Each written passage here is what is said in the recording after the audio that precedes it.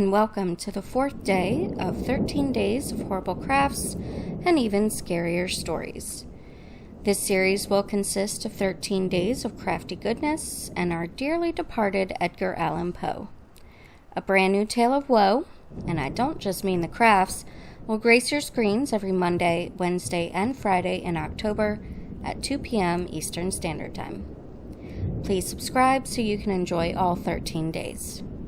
Now, sit back, relax, and enjoy the tale of the Conqueror Worm. Lo, 'tis a gala night, within the lonesome latter years. An angel throng, bewinged, bedight, in veils and drowned in tears, sit in a theater to see a play of hopes and fears, while the orchestra breathes fitfully the music of the spheres. Mimes in the form of God on high mutter and mumble low, and hither and thither fly, mere puppets they who come and go, at bidding of vast formless things that shift the scenery to and fro, flapping from out their condor wings, invisible woe.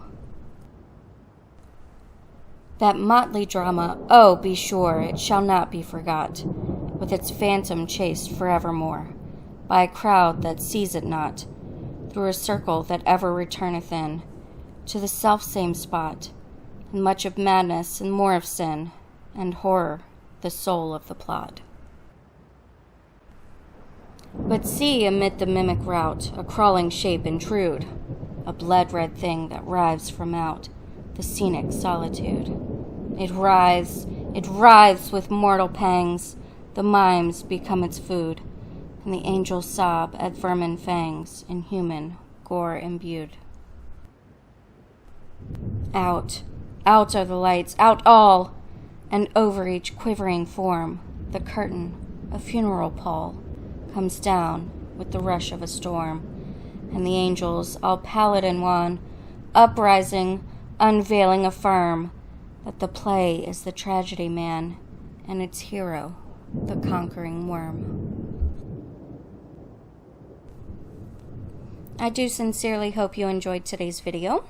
If you did, please let me know by hitting the thumbs up button. And if you'd like to see the rest of this series, please stick around by clicking the red subscribe button and ringing the bell for notifications. Thank you all so much for watching, and you will hear me in the next one. Take care.